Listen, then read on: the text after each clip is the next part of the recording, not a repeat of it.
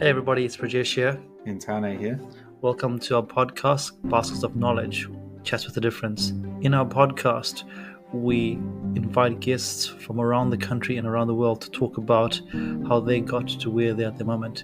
It's about a journey, it's about an experience, it's about their life.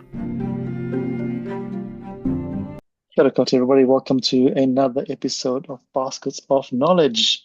For those of you that have joined us for the first time, welcome. For those of you that are joining us as many times, it's good to see you back and good to hear you back. As always, we try and share something we've put into our basket of knowledge over the last week. And this week, I guess one of my biggest learnings is the value that you put into yourself. So what I mean by that, there is sometimes, in fact, all the times, we live in a world where we take values based on other people. We value ourselves based on other people. We look at other people and think what will they think of us. And what that does, what I've noticed is it diminishes our own value. We forget about who we are, where we come from, because we're taking one point of view from somewhere else and making it adjust our own point of view. And this reflection came to me as I was thinking about what's happening around the world with the American elections and the Middle East, but also closer to home here in New Zealand. I think about what we're doing every single day and thinking about how my own thoughts are being directed by different groups of people based on their value systems, which might not agree with mine, but I'm trying to just fit into the crowd. So, and I just have to pause and actually, wait a minute, what is my actual value-based system? So it's just a good point and a good time for us to think about, when we come into a world where there's so much happening out there, what is your actual true north and what are your true values? And that's a pretty powerful exercise when you get to know what your true values are. And the reason why I mention this today is because I think the guest we're going to bring on today has lived a life or has picked up things in their life where values have led them to where they are. And we'll talk about that a bit later on. But before I carry on, I just want to also send an apology. Tane can't join us today because apparently he's sick. But it's a Monday. I don't know. Could be Skyping, but hey, that's all good. Yeah, we hope he gets better soon. Enough about me. As you know, we scour the country, we scour the world to talk to people that we think are amazing. We know everyone's amazing. Everyone's got an amazing story to tell. And as we always say, we wish we were funded, but we're not funded, so we can't talk to everybody. But those that we do speak to are pretty amazing. And I'm really lucky and really privileged today, as I always say, to have our guest today. Our guest is well known to Tane, and Tane contacted him and they had a bit of a dialogue, and our guest came on today. But as I was doing my research for the guest today, they've done some really cool things. I've been following them on LinkedIn for a while, and they've done some pretty cool things I'm really excited to talk about. And the beauty about this conversation is that this young person comes from a really small part of New Zealand, and now they're in a very, very different world. But it's all based on, I guess, the values that they believe in and also the world that they want to see. So enough about me. Welcome to our podcast, Ryan Williams. Oh, kia ora. Thanks for having me. Now, beautiful. Ryan, for our listeners who know nothing about you, can you tell us about who you are at this point in time and where you are as we have this chat? Kia ora. I'm Ryan. I come from Balclutha down in South Island, New Zealand. So pretty small town environment. Growing up, a lot with the farm and the environment, and that really became a big part of who I was, and really led me to where I am now. So currently I'm through in the States, studying at Dartmouth College up in New Hampshire. It's a pretty different world for me and pretty foreign, really, coming from such a kind of small, close environment. Well, I'm still in a small area. It's a completely different world, really. Getting to see it at this pretty amazing Ivy League school. And we'll dive into the whole big differences later on in this conversation. But also for our listeners out there, just to acknowledge it, it is 8 p.m. in New Zealand when we're doing this recording. It is 2 a.m. where Ryan is at the moment. So a big kudos and a big, and I'm here to Ryan for staying up to have a chat, because that's why he stayed up. He wasn't studying. He just stayed up for this amazing conversation.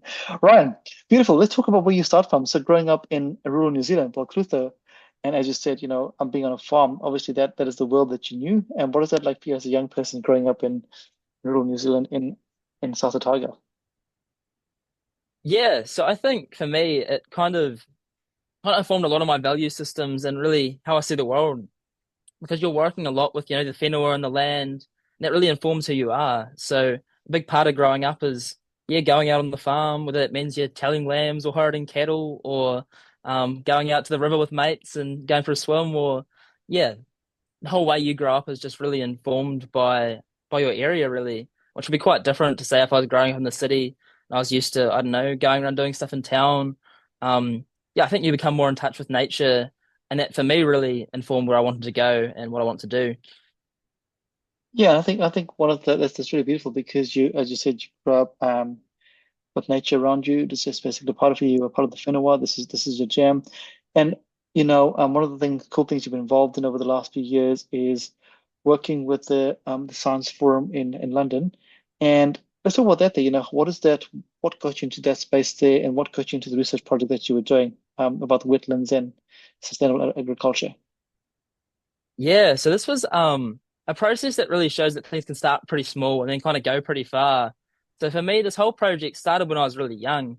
I was probably, I don't know, 11, 12, looking at maybe a year 7 or 8 science fair project.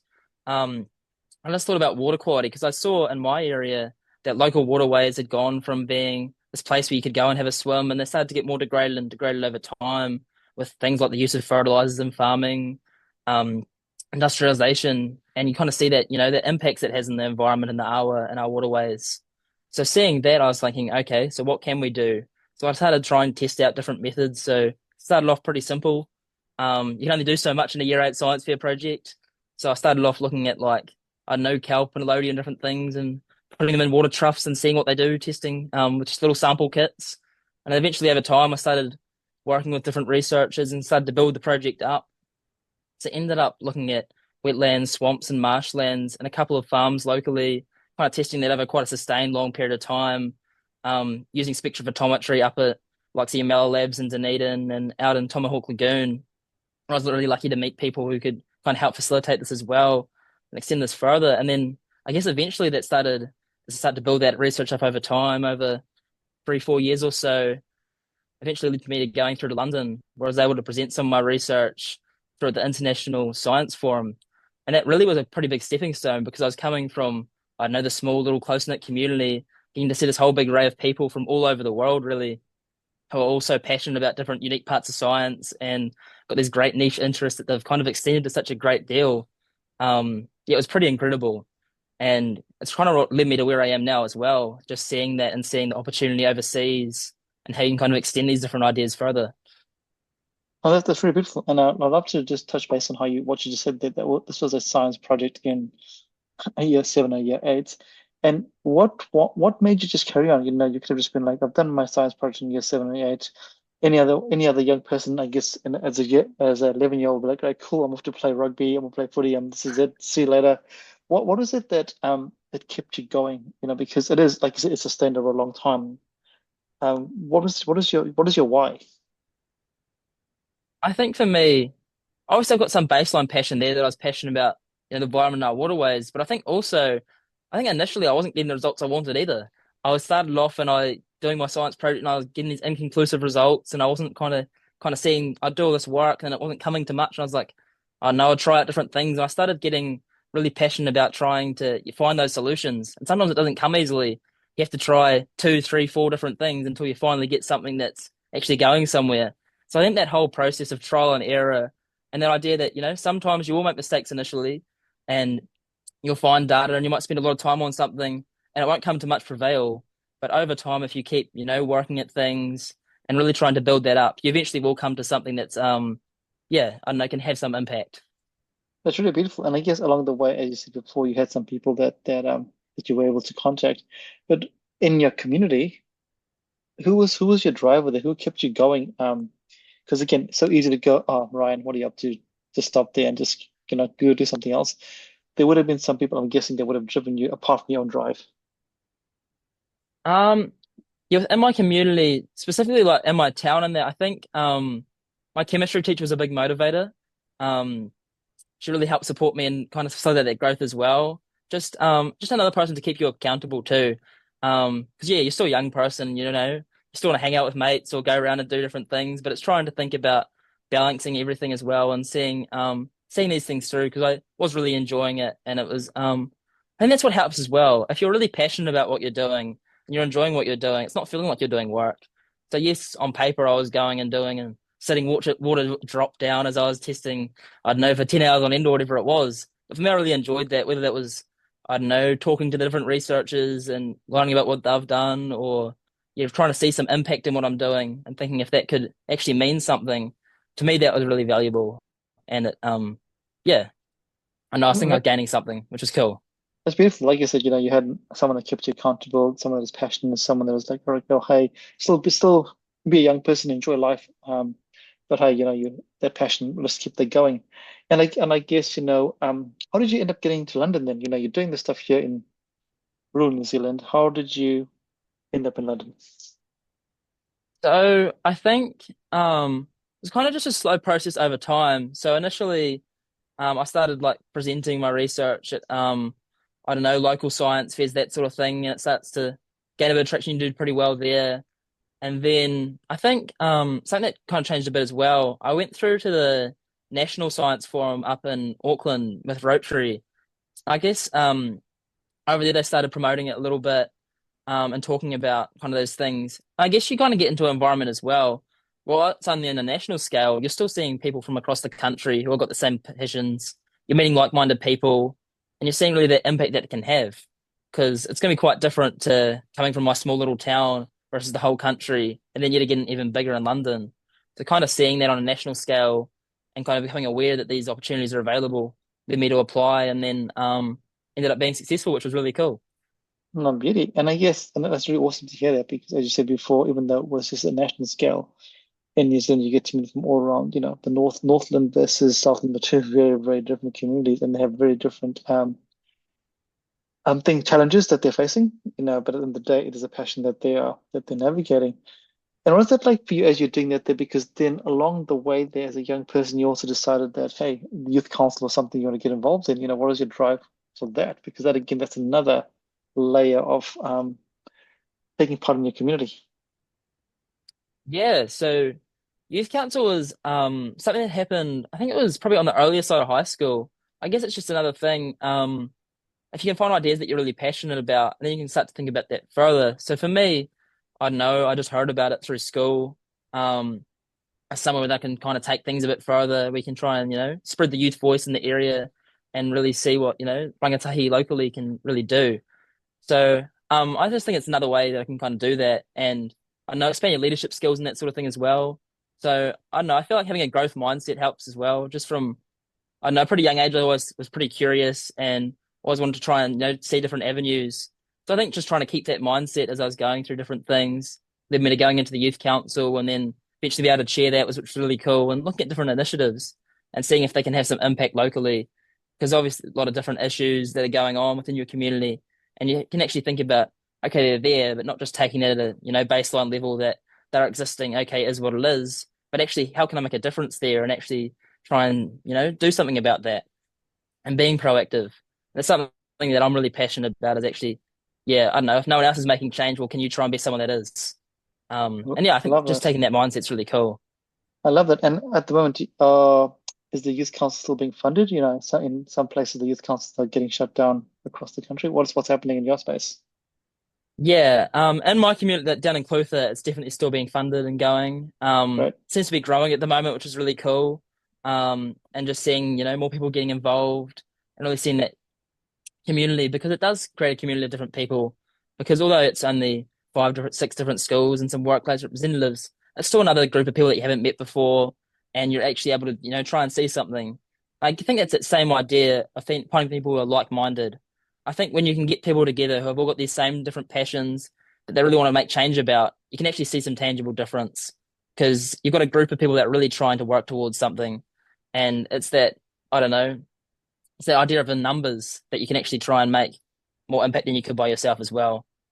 And that's so true. That's so true. I'm just reading a book at the moment, and it was a very interesting line that said, as an individual, you think you know everything, but actually you know Hmm. nothing until you become in the community. And I think that actually makes a lot of sense. And a lot of the world rhetoric at the moment is do your own independent research and you find the answer. But actually, by doing the research by yourself, you only know what you know. You don't know what just everyone else knows. So it's really, really, really, really awesome that you acknowledge that there. I'm going to shift focus totally, totally differently because I want to ask you this question about um, the lovely Southern accent. How are people finding it where you're living at the moment? Initially quite hard to understand. Yeah, Um, yeah, that's taking a second for people to get used to. I know the New Zealand lingo coming through. yeah. Um, yeah, it's some things I understand a little bit better than others, but I think I probably have a pretty thick, strong New Zealand accent. So yeah, no, it's been interesting. It's been cool though. I think it's a conversation starter anyway. If you go up and talk to people, I think yeah, because I don't know. From what I've seen, it's a couple exchange students, but aside from that, I'm the only other New Zealander here at the moment. So it's yeah, I don't know, not many people hearing like this sort of accent. So it's been cool, and yeah, ended up meeting all kinds. There's people all over the world here, which is really cool. Kind of get That's that great. community going. Beauty, beauty. I said that because, people in New Zealand always talk about the Southern accent and say the word purple and, all that fun stuff. It always cracks me up. Rolling your R's. Rolling your R's exactly always cracks me up. Yeah, it's really quite funny, but it's really cool that I'm guessing there's such a crazy, wild community of people around the world where you are at the moment. And what is it like for you, as you said right at the start, um, growing up in Balclutha, which for our listeners is a really tiny, tiny, tiny, tiny place in New Zealand. And I'm saying tiny in the context of the world. And you go from there, and as you said, you're in a small place in the United States, but it's still a whole different world. What is it like for you um, when you got there for the first time? You're like, damn, Um, Initially for the first time, I think, oh, I think something interesting initially was just the amount of wealth and resources here. Something that I'd never really seen before. Um, I think, yeah, just seeing the amount of opportunity, that's really kind of just handed to you because there's such a small student body here, but so much resources, behind it and so much history. It's pretty incredible, really, to see. But then even more on like a social sense, that you're just meeting people from all kinds of paths, yeah. that you'd never run into otherwise. So you're meeting people who have come from all kinds of backgrounds from all over the world. So like I don't know, I've got mates here that I've met that I don't know, I've got a mate from Burma, or I've got mates from I don't know Cyprus, or all kinds of different random parts of the world. And it's so cool because you can create community with people, and share experiences that they're having from yeah all kinds of places, which is yeah I think it creates like a really cool diverse environment. I think that's another thing as well. When you've got diversity of thought, you can actually create more change as well because you can actually see things from different lenses and see how, different people from different world paths would approach different ideas. And I think that's really cool and it creates a really, yeah, it's a different environment from around home, but I think it really broadens my horizons. That's really beautiful. And when did this journey start for you, looking at the States as an option? How did that door open for you? Because as we know, it's pretty expensive to go to the States. And I've had a couple that have jumped on to have a chat. I had Jamie Beaton from Crimson having a chat on here about the program. And obviously that has been a big part of your journey as well. When did they enter your life? Because I also see that you are a Crimson, is it a tutor or an ambassador? Let's talk about that, the Crimson journey. Yeah, so I was pretty late to the process. So it was only in about August last year. Oh wow. So after I was in London, that it all really started. So I never even thought about going overseas till then because I don't know, I'm coming from a small area Yeah. where it's really foreign. Like my principal had never had anyone apply to the States before, so it was all just a completely new process. Um, so I never even considered it. But then I just got talking to people, and it's sometimes those one-off conversations that you have with a person that I'll probably never meet again, but that can really change your whole life path. So for me, it was just a random conversation I had with one guy walking to a lecture in London, and talking about different things we were doing, and ended up talking about how he's wanting to apply to the States, and he just said, "Oh, yeah, I think you should give it a crack." And I thought about that for a second, and just started thinking about it. And I ended up, and by the end of it, I ended up on a phone call with Crimson. Um, I was really fortunate to receive a scholarship through them, which meant that I was able to help pay through their fees and help, with my application. So it was a really tight deadline between uh, when I decided I wanted to give it a crack and actually applying. I think it was about 2 months or so, Wow. which is yeah, I mean like normally it's quite a long process because it's Yeah. a lot of essays and trying to formulate everything to a whole different framework from what it is in New Zealand. So in that really tight deadline, I was able to try and get all my materials together, whether it was recommendations or your essays or yeah, making sure everything's formatted right. Um, and yeah, it meant that I'm going to come over to here because I think for a lot of people, unless you're going to one of these schools with huge financial aid, it's incredibly expensive. And I'm really fortunate that with scholarship, it's just about cheaper for me here than it would be at home. Which is pretty incredible, really, to think that I'm over here and that, to have this opportunity. Yeah, That's that's been but really cool. that's a testament to your work because and your hard work and the stuff that you've done to get to the stage here. Because as we know, you don't get a scholarship for nothing, especially in the Ivy League universities. They're looking for something pretty special. So good kudos to you there as well. And I know what you mean because I it's really quite crazy, Ryan. I was I got a message a few months ago about a master's program in the States, and I was like, cool. I did all the interviewing, I got everything, I got accepted into the program, and then they were like, oh yeah, by the way, it's going to cost you, and they're like, you can apply for a scholarship. So I applied for the scholarship, and even with the scholarship, I was like, I cannot justify spending that much. I couldn't. I was like, I can't Mm. justify spending that money. So it's pretty awesome that you got a scholarship that's helping you do that there because at least opportunities will open up for you. And as you said, a few times before, the diversity of thought that'll come with that there. So, Ryan, Oh, definitely. we've spoken about the scientific side of your brain, but also art is a pretty important part of your life as well. Let's talk about that side of your life because that's very different. A lot of people either, sorry, traditionally people think you're either very objective and not subjective, or you're the subject and very objective. But you managed to balance both of um those ways of thinking. Yeah. So for me, like art's been I don't know, a big part of my life for a while now. I started pretty young. My mum's an art teacher, so that's kind of like always had that idea in my head that try to kind of think about art, even if it's just going to art galleries or different things and kind of seeing art. It's been really cool.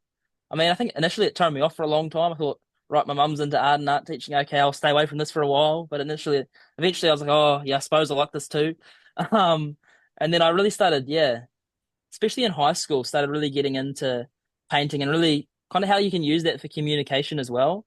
So how I can use like different painting and weaving methods to really show different ideas, particularly like when I'm looking at whether it's identity or looking at the land and the whenua and kind of like relationship between self and the whenua. I've been looking at a lot. Um, Kind of bringing forward a lot of the ideas in my science and kind of communicating that through art. I find a really cool, interesting way because it's all good and well to have all this research, but then you've got to communicate that as well, and kind of get that out there. So I think art's a cool way to do that. Um, and yeah, it's been just a big part of my life and what I do. It's also an escape as well. Not escape, but like kind of release. Because if I'm doing all this analytical thinking, whether that's, you're like writing essays or I'm doing my science work, I'm just gonna sit back and I don't know, listen to music or something and just kind of do it without even thinking really. Do it a lot in the unconscious as well, which yeah, it gives you that sense of break and kind of balance in your life as well that I really enjoy. Yeah, and with your artwork, is there a certain sort of theme or story that you're trying to tell, or is it just hey, whatever comes to mind? I think yeah, no, there's definitely normally a certain theme I'm trying to think about. Um, like with certain works, so say a lot of my weaving works, I'll kind of look at different landscapes over time and then kind of weave them together, trying to think about, I don't know, how the land sits and the whenua is over time in different states and kind of looking at how we can improve water quality and state of the whenua in our environment. So looking at environmental sustainability is a big part. Then I also like looking at identity and that sort of thing. So kind of yeah, how like my different lineage can kind of connect as well, whether yeah, like my Maori and Pakeha ancestors and kind of looking at where I sit beneath that.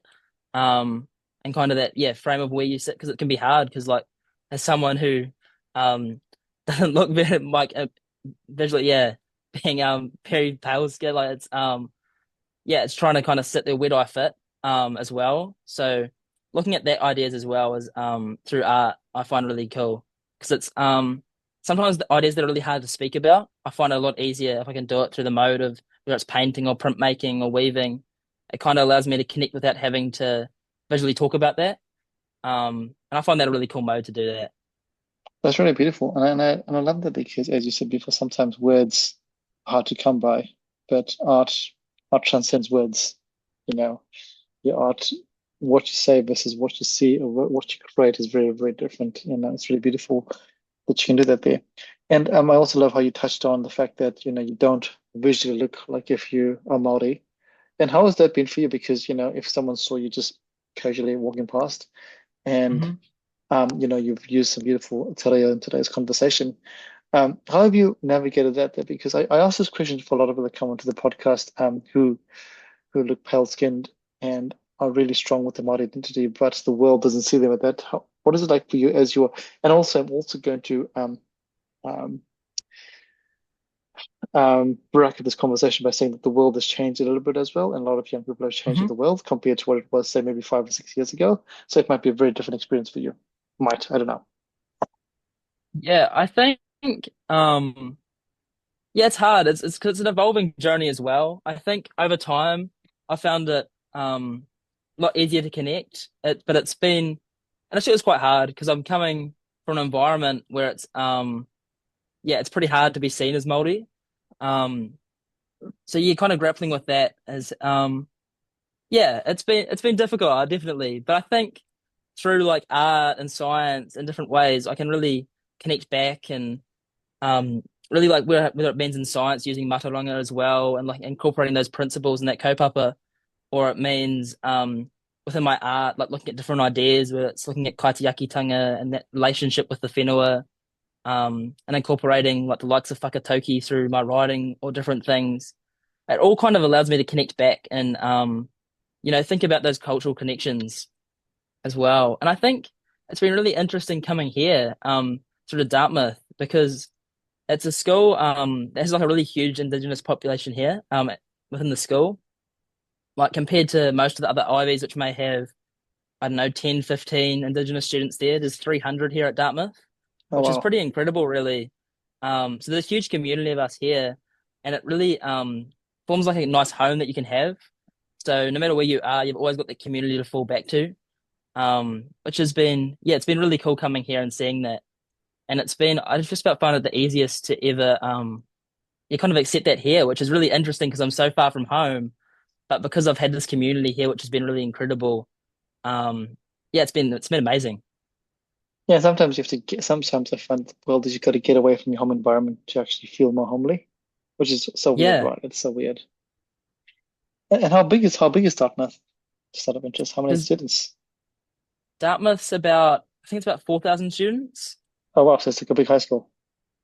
Yeah, it's a really small school in the Yeah, scheme, um, which is it's crazy to think about because it's like campus size and everything, it's massive, but it's such a small student body.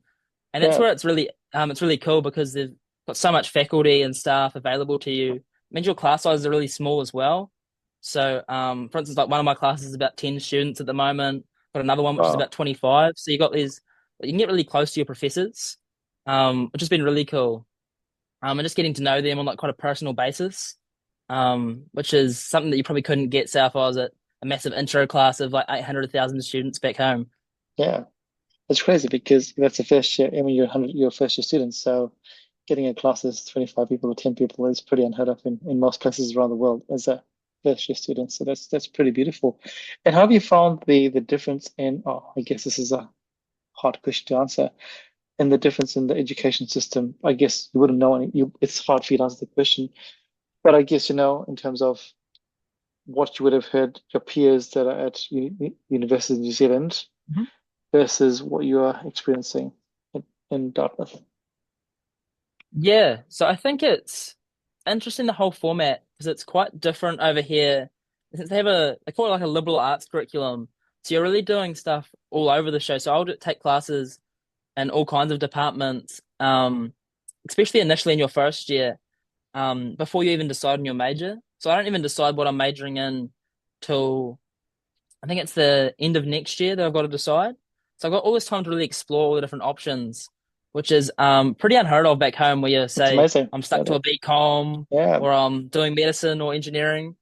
We're here like at the moment, I'm taking like I've got it's been really cool as well. There's been a visiting professor from New Zealand here just for the semester. So I'm taking her course like looking at like co-governance principles and ideas of like kaitiakitanga, which has been really cool. Now I've got, say, a course in like biological anthropology, and then I've got a drawing class at the moment. So it's all courses from all over the different departments, but then you can still end up completing that into a major later on.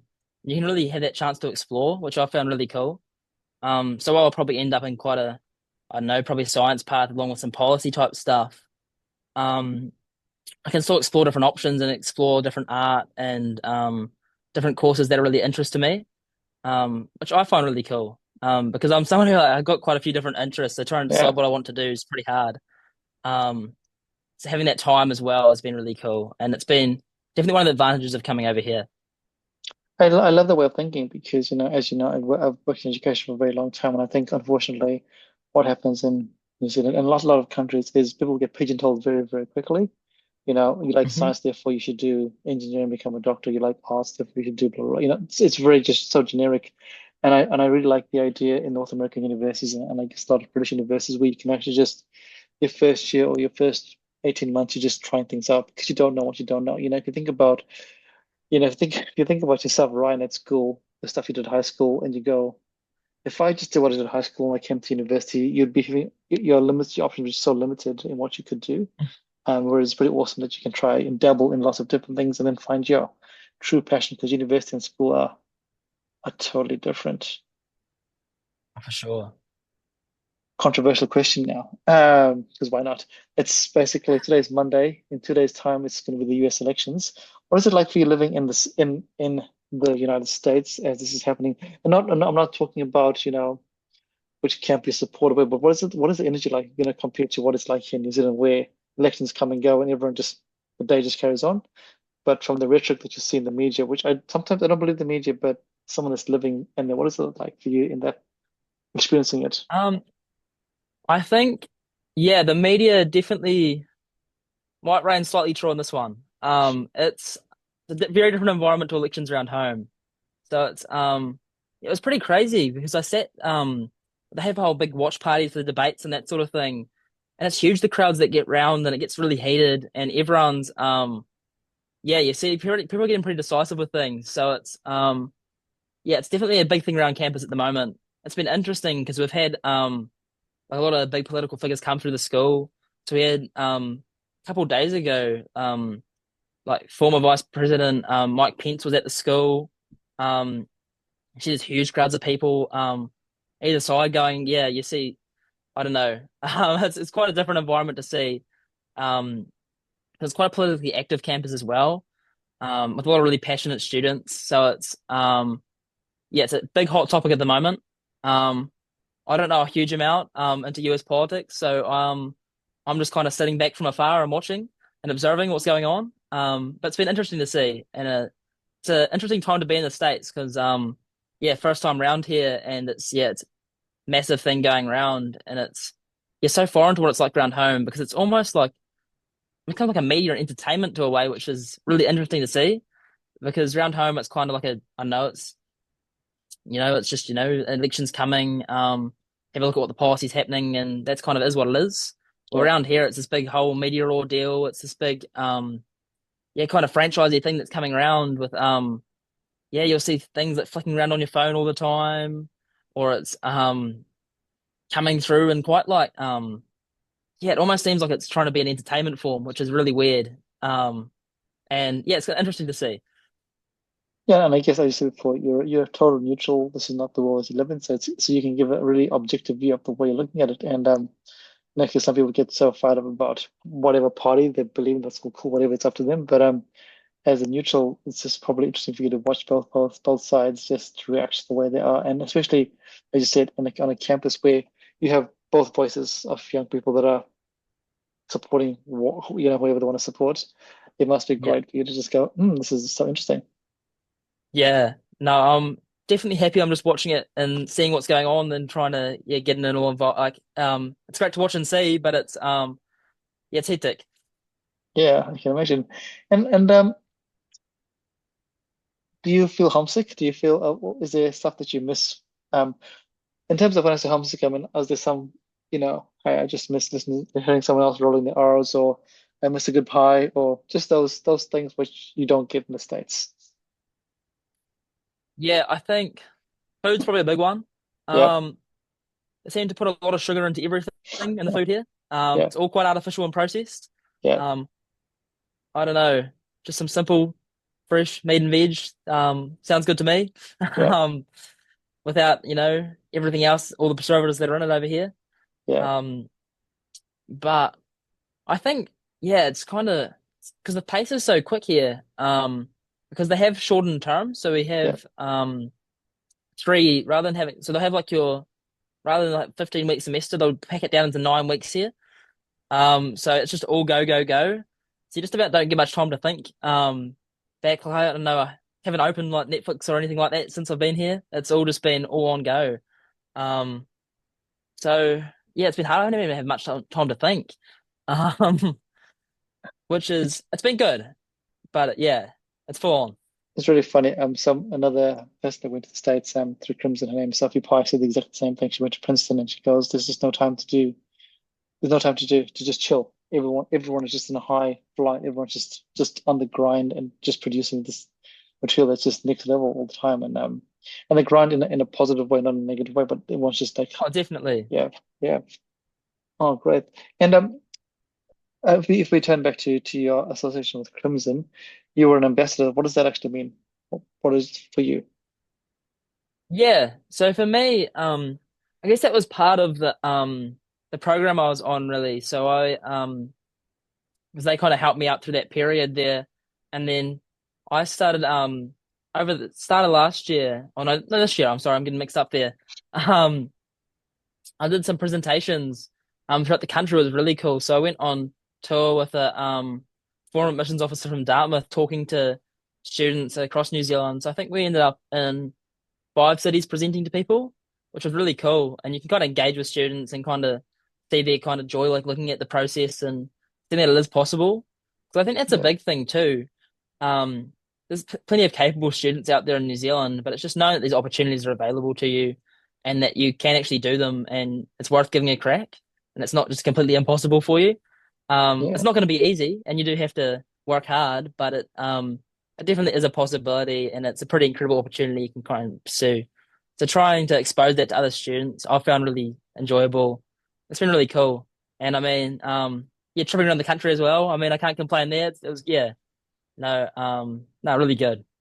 no, beautiful. That's really, really awesome. And what is it like for your family though? Because it's really cool for you. But what about mom and dad? And we're sitting at a farm in Belcliffe, going, "Cool, what's Ryan up to?" And you're like, "Hey, don't worry about it. I'm in the States." Um, yeah, I think it's particularly on mum. I think it's been pretty hard. Yeah, Um, yeah, it's I guess because she's so used to seeing me around all the time. And it's even just little things like helping out round, but it's yeah, it would definitely a change. Yeah, I noticed at the airport it definitely hit hard. yeah, And no, just even on my flight over here, I was like, oh, I'm finally going now. It's yeah, it finally hit that. Okay, what's happening here? Because it's weird to think about, but I think it's really good that we have all this connectivity now as well. yeah, If we didn't have that, it'd be so much harder. I yeah, mean, it's still not the same as I was talking in person, but you can still FaceTime here and there when I got the chance. And still get some sort of contact going on, which is yeah, good. Although the time difference has been pretty brutal. yeah. It's not like a nice easy one. It's that awkward time where you're not quite at Yeah. the right time. Or but we managed to make it work, and it's yeah, it'll be good. I'm coming back for Christmas and that, so it'll be good to see everyone around. Oh, nice. You get some sunshine, which would be great. Yeah, definitely escape the winters around here. Getting so cold already. I think it was about -3 or -4 at the moment. Yeah. Oh, well, it's not even winter yet, right? You're gonna get down, come down to your southern sunshine. It'll be great. Yeah, for sure. And I guess your school must be very proud of you because you are, like you said before, you were probably the first person in a very long time, in fact, maybe ever, that's left your school to go to the States directly from high school. Yeah, no, I think like, everyone's yeah seems to be pretty happy, which has been really cool. I mean, I'm pretty thankful for all the support I've had there as well. It's I'm pretty fortunate that I've had all the support there, but it's pretty cool to see, and I hope it I don't know can inspire a couple of students to try and give it a crack as well. Be cool Yeah, to see more people from South though, giving it a crack and seeing what's up. Yeah, because it's although we are coming from a small, rural background, yeah, things are definitely possible. And I think they can go for people in rural backgrounds across New Zealand. And I love that, because opportunity shouldn't be limited by a geographic location and the way the world is at the moment. If you have the ability, you have the like you said before, you just had one conversation that you had in London changed the whole pathway. If you didn't have that Yeah, conversation, you wouldn't be you. Who knows where you might be? You might be in Dunedin, you might be who knows, but because you would have been, that's the way the brain would have thought that I'm from rural New Zealand. This is what I do. I just tick these boxes here. So again, it's awesome that you have that option. And one thing I noticed that you spoke about that you've mentioned a lot today's conversation is the word community. Is that something that's just instilled in you because you come from a small community, or is that something that you've grown to go, hey, this is actually really important for me in all aspects of my life if I want to make change, learn about change, or just be a better person in the word better in inverted commas? yeah. I think there's a bit of truth to both of that, really. I think yeah, coming from a small area, everyone knows everyone. Um, and you do feel in a sense of community, because you are in that small rural environment where, yeah, I don't know, you walk to the grocery store and you end up talking away to someone, for a couple of hours, or you end up here, there, just having these off conversations. It does kind of form a bond between everyone. But at the same time, I think the more I started, trying to looking at change as well, you realize that you do have to work with others, and it's actually, in community and in collaboration that you can really make some more tangible impacts, and it can actually go a bit further. Because on your own, you can only go so far. I'm only looking from one lens. I can only look from, Ryan's point of view. Where if I've got more people kind of coming at it from here, there, everywhere, well, then I can actually kind of see more holistic view at things, and really, how that can lead to different change, different ideas. And sometimes they bounce off one another. So one person will have this little nitpick here, and then another person will have some idea around here, and you can kind of build it all up together, which yeah, creates a cool community. That's really cool because community. It's really interesting because our last podcast guest Jay spoke about community, but he had such a beautiful way of saying community. So we often just think about community as having lots of people, but it just goes even one person in your life that can change the way you look at Hmm. things as community. And I was like, that's such a great way because we have this ingrained in our minds we have to have a big mass of people, but one person can be part of the community, Oh, which is beautiful. definitely. Yeah, and I think that's so true as well, because sometimes that's all it takes, whether it's just yeah, two of you, and you can have Yeah. and you can kind of bounce back and forth and find different ideas. And it just takes one person to really make you consider your point of view as well. And sometimes it's people with having maybe polar opposites ideas that really makes you reconsider and really fundamentally think about how you think about, your ways of thinking and your field of thought, which is yeah, no, it's I think it's pretty powerful, and it can yeah really lead to you growing as well. And I love that because, at the start of this conversation in my little monologue, I spoke about values.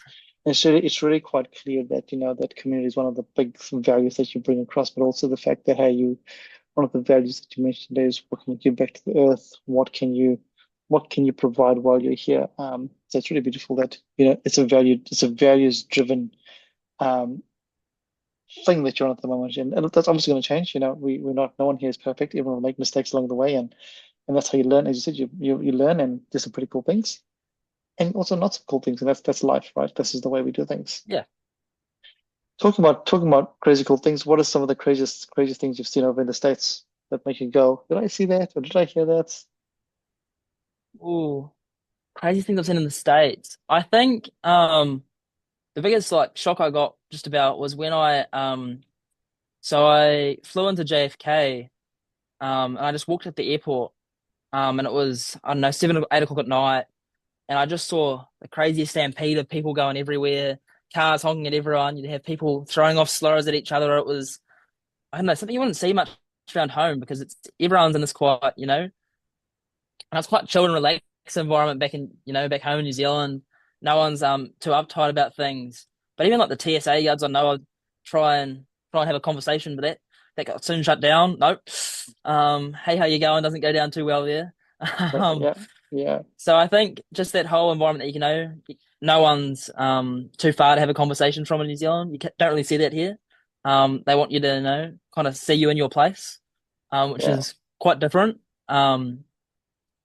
Yeah, I think, and even when I was just stepping out into like Times Square at the middle of the night on a Friday night, it's yeah, it's completely different from around home.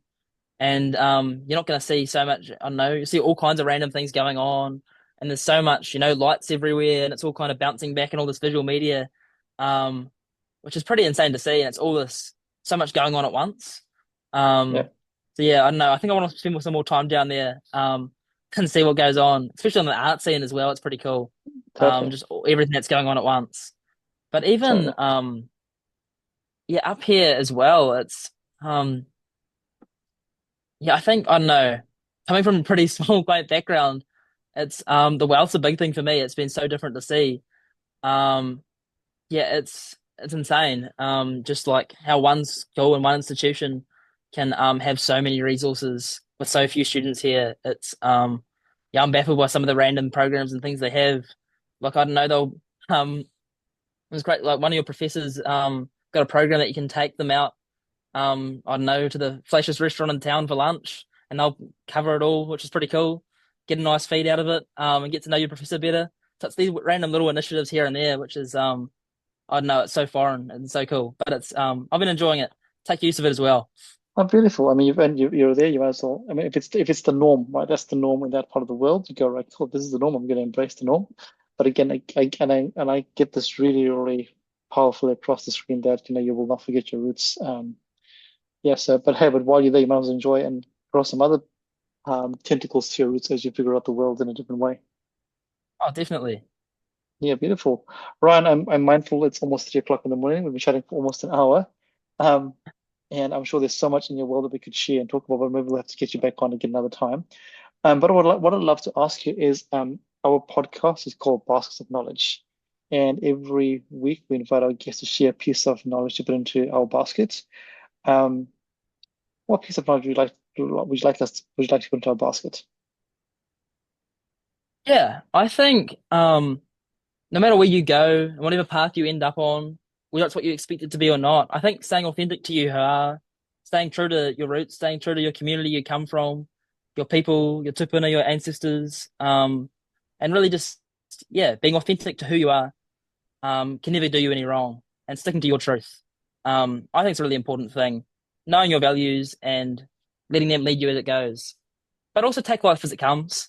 Because that's how these opportunities can come about is being open minded and having that growth mindset. So yeah, I think that all but yeah, again, falls back down to staying authentic. I love that. I love that because it takes courage to be authentic, but it also takes courage to have a growth mindset while being authentic. Because sometimes some people use values as an excuse not to do anything, but they're Hmm. not actually, it's not their values as an excuse to not try something. So if we go, hey, well, if you understand your authenticity and you think about growth mindset from that aspect there, then the world is your oyster in so many different ways. So it's a really beautiful piece of knowledge to put into our basket. So thank you for sharing that there. Any last words? Anything that you'd love to share before we round up, Brian? Ooh. I don't think I've got anything off the top of my head, but no, cheers, thank you. It's been yeah, great to have a chat. Good call it all. Yeah. Yeah, No, no worries. I mean, cheers. no, thank you for jumping on. I mean, it's beautiful. That hour just flew by really quick. So beautiful. Thank you for sharing that. I'm also going to do a mehe for you because thank you for reaching out. Thank you for sharing your story. Thank you for jumping onto that conversation that you had with your I guess this random person in London to give you the opportunity to jump on, to apply. So that's a really, really, it's a really brave move to make, and I'm going to acknowledge that it is a brave move to make. So thank you for that. Thank you for sharing your story so far, and I look forward to seeing and hearing more about how you proceed as you go forward, both in the world of science and art. So thank you very much for jumping on. Yeah, thank you, Ryan, and I'm sure your whānau and your peers and your colleagues are really proud of what you're doing at the moment and where you are. And if not, they Oh better no, be. cheers, thank you. And if not, they better be right. Awesome. So, listeners out there, thank you for joining us again for this episode. Again, lots of sharing here, lots of beautiful words. So, if you haven't picked up something, please go back and listen again, and please share with people that you think could hear from it. Especially if you are a family member or if you have a young person who is aspirational and the world of going to an Ivy League university is not out of their hands. It can be done, especially if you live in anywhere in the world, not just New Zealand, anywhere in the world where you think this is not an opportunity. And I guess, if you want to link up with Ryan, you can find him on LinkedIn. He might have a chat with you about that as well, if he is willing to. If not, he'll get you the right people. But till Yeah. next time, don't forget to put something in your basket of knowledge. Don't forget to keep smiling, and most important of all, don't forget to be a good human, because that's important. Till next time, ka kite. Bye, everybody. Peace. Thank you for listening to Baskets of Knowledge. Yeah, we hope that you found something useful to put into your basket of knowledge. And as we said before, remember to put something little into your baskets of knowledge every week. And as always, feel free to like, comment, and share this podcast. Thanks, everybody. Bye.